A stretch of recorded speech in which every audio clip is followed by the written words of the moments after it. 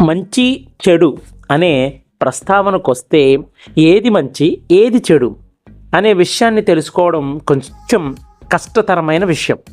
ఒక మనిషి మంచివాడు, ఒక మనిషి చెడ్డవాడు అనే విషయాన్ని చాలామంది చెప్తుంటారు. ఇతను మంచివాడు, అతను చెడ్డవాడు, కానీ అది సరైనది కానే కాదు. ఎందుకంటే ప్రతి మనిషిలోనూ మంచి చెడు రెండు లక్షణాలు ఖచ్చితంగా ఉంటాయి. అవి పరిస్థితిని బట్టి బయటకు వస్తూ ఉంటాయి. తనలో ఉన్న ఏ లక్షణాలని అతడు ఎక్కువగా ఇష్టపడతాడో అవే లక్షణాలు బయటికి కనబడుతూ ఉంటాయి. అతడు చెడు వైపు మొగ్గు చూపితే కనుక చెడు లక్షణాలే కనబడతాయి. అదే వ్యక్తి మంచి వైపు చూపిస్తే మంచి లక్షణాలు కనిపిస్తాయి. అది అతను తన మనసును కంట్రోల్ చేసుకునే విషయం మీద ఆధారపడి ఉంటుంది. ఈ రెండు లక్షణాలు ప్రతి మనిషిలోనూ ఉంటాయి. అవి ఈ కింద విధంగా: పెరిగిన పరిస్థితులు, ప్రదేశాలు, వాళ్ళను పెంచిన తల్లిదండ్రులు, వాళ్ళ పక్కన ఇరుగు పొరుగు వారు, వాళ్ళు చదివిన స్కూళ్ళు, కాలేజీలు, ఇవన్నీ కారణాల వల్ల ఈ చెడు మంచి అనే లక్షణాలు బయటకు వస్తూ ఉంటాయి.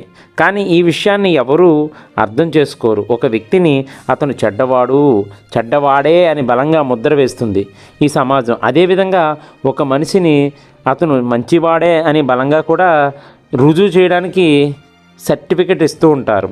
ఒక్కో పరిస్థితిని బట్టి ఏ వ్యక్తి అయినా చెడుకి ఆకర్షణ చెంది ఏదైనా తప్పు చేసి ఉండొచ్చు. అది అతను సహజ సిద్ధంగా తనలో ఉన్న గుణం కాకపోవచ్చు. కానీ ఏ పరిస్థితుల్లోనైనా ఏ చెడుకైనా ఆకర్షణ చెంది ఒక తప్పు చేసి ఉండొచ్చు.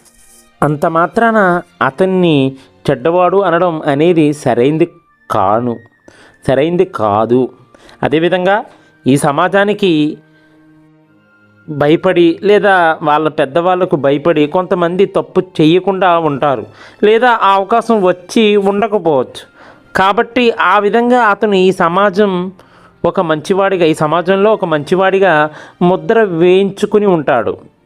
ఏమో అతనికి చెడు చేసే అవకాశం రాక ఈ సమాజంలో మంచివాడిగా ఉంటున్నాడేమో. ఒకవేళ అవకాశం వస్తే అతను చెడుకి ఆకర్షణ చెంది తప్పు చేసే అవకాశం ఉండొచ్చు. తద్వారా అతను ఒక చెడ్డవాడిగా ఈ సమాజంలో మిగిలిపోవచ్చు. కానీ ఆ అవకాశం వచ్చి ఉండకపోవచ్చు.